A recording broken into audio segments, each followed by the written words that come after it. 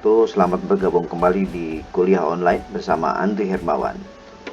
Materi hari ini kita bahas eh, bagaimana menciptakan ide bisnis. Ya, kita sebenarnya sudah disampaikan sebelumnya, tapi nanti kita akan perjelas lagi di sesi ini. Dan eh, materi ini masih tetap terkait dengan metode BMG atau Business Model Generation.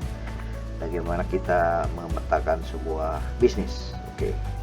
Next, nah kita tahu bahwa ada 3 pelaku utama dalam bisnis. Pertama, dan harus ada customer. Harus customernya siapa? Harus jelas.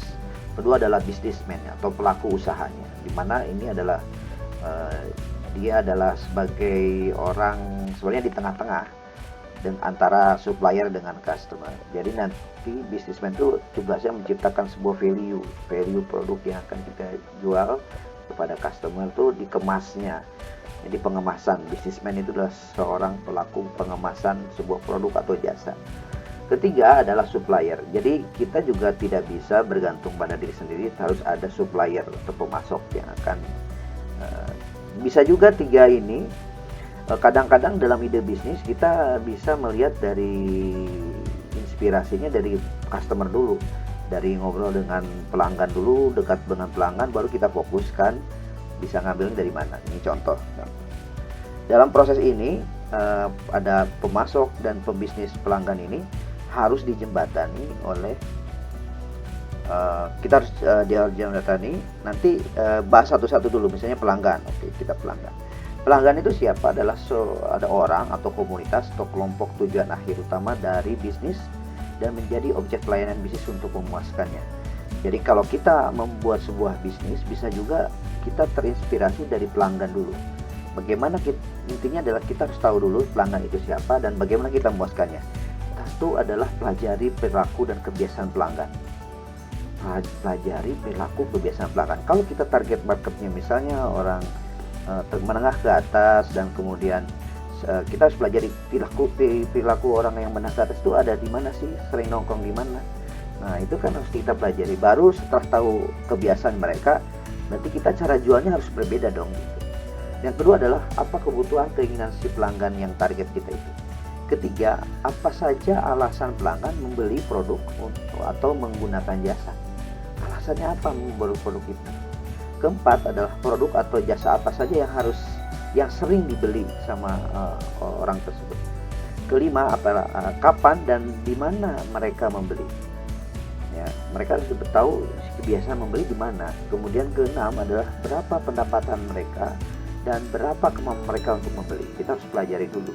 Jadi berbeda antara orang yang menengah ke atas dan atau menengah ke bawah, itu pasti harus tahu berapa pendapat mereka dan berapa mereka mampu untuk membeli.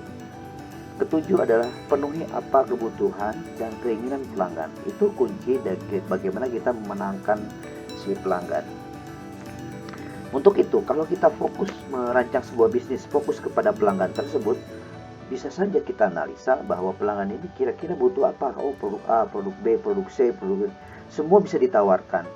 Ini beberapa semacam Shopee Martin itu kan berarti fokus kepada karakter pelanggan tertentu, dan kita semua bisa menawarkan semua produk kan. Nah itu yang kita bisa lakukan untuk inspirasi bisnis kalau kita fokus pada sebuah pelanggan.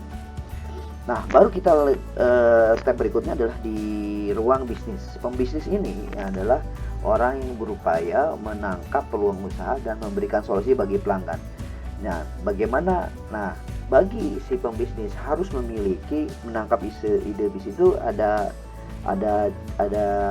caranya, ada suatu inspirasinya. Pertama adalah ngambil idenya, bisnisnya itu dari setiap masalah. Setiap masalah pasti ada peluang bisnis. Contoh misalnya kalau ada hujan, berarti kan kita punya ada masalah. Saya nggak bisa keluar kalau nggak ada payung, sehingga masalah itu akan menjadi peluang bagi seorang pembisnis. Oh berarti jasa ojek payung itu menjadi solusi atau menjadi sebuah bisnis di mana setiap ada masalah pelanggan yang kita hadapi pasti ada peluang. Jadi kalau lihat misalnya ada masalah, pasti ada suatu peluang bisnis yang kita bisa dapatkan. Yang kedua adalah ide bisnis dari kebutuhan pelanggan karena supply dan demand. Nah, artinya gini, hukum ada permintaan dan penawaran. Jadi kalau ide bisnisnya karena melihat ada suatu ketimpangan, misalnya permintaannya banyak tuh Pak, tapi supply-nya sedikit, atau bagi yang nawarkan yang punya produknya sedikit, itu bisa punya peluang kita bisa masuk menjadi pesaingnya atau bisa menjadi memenuhi dari permintaan yang belum terpenuhi itu.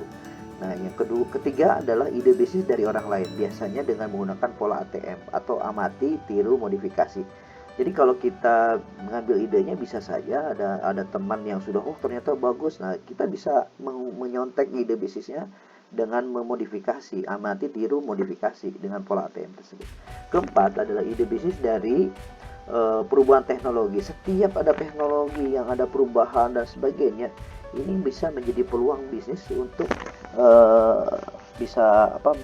bisa juga untuk supportingnya ataupun menjadi bagian dari perubahan teknologi tersebut. Contoh misalnya dengan adanya handphone yang banyak, bisa nggak kita berpikir misalnya dengan tersebut kita kepikiran membuat misalnya pelindung dari HP, itu kan menjadi sebuah bisnis karena ada perubahan. Nah, kemudian contoh misalnya sekarang pada saat lagi di pandemik corona saat ini bisa menjadi sebuah itu masalah, ada masalah pasti ada peluang. Kebetulan dalam ini ada sebuah teknologi, ada Zoom meeting, ada teknologi internet, semua itu adalah ide bisnis yang sehingga kita berpikir, wah berarti ada internet ini kita bisa melakukan teknologi aplikasi yang lain yang bisa kita terapkan. Kelima adalah ide bisnis dari kebijakan pemerintah. Nah, setiap ada ide bisnis dari kebijakan pemerintah, ngambilnya dari ide kebijakan. Misalnya kebijakan pemerintah, misalnya harus lockdown. Misalnya sekarang adalah lagi kondisi semua orang tidak boleh keluar. Nah, ide bisnisnya dari kebijakan pemerintah tersebut itu menimbulkan sebuah ide bisnis baru. Oh, ternyata berarti kita harus bisa bikin sebuah aplikasi bisa mengantarkan makanan tanpa dia harus keluar. Jadi kita melayani dari orang-orang misalnya di sebuah keluarga ya atau di perumahan untuk memberikan jasa pengantaran barang, pemesanan barang kebutuhan di rumah tangga misalnya ya. Keenam, bisa juga ide bisnis dari visi seseorang. Ini biasanya yang dilakukan oleh teknokrat, nanti ke depan ada begini-begini. Nanti bisa saja dengan dasar visi tersebut itu bisa menjadi rujukan kita membuat sebuah aplikasi yang baru. Misalnya contoh, misalnya kemarin saya ikut seminar mengenai pada saat COVID-19 sekarang ini terjadi semua stagnan. Nah, kebetulan perusahaan saya di bidang tour and travel ini nggak bisa bergerak karena COVID-19 seperti ini. Tetapi dari visi seseorang, dari hasil bicara seminar dan segala macam, ada beberapa ide yang isu yang muncul adalah jasa virtual travel. Nah, virtual travel ini adalah suatu bisnis yang kemungkinan ke depan akan menjadi sebuah pasar baru, teknologi baru, bagaimana kita berwisata tanpa harus pergi ke suatu tempat tersebut. Jadi cukup kita siapkan seorang tour guide, nanti dia akan lakukan jalan-jalan video langsung tanpa kita harus pergi ke tersebut. Dia cuma bayar sedikit, sangat murah, dan mereka akan bisa dan publish kepada orang tersebut untuk bisa traveling dan seolah-olah kita ikut travel di dalamnya.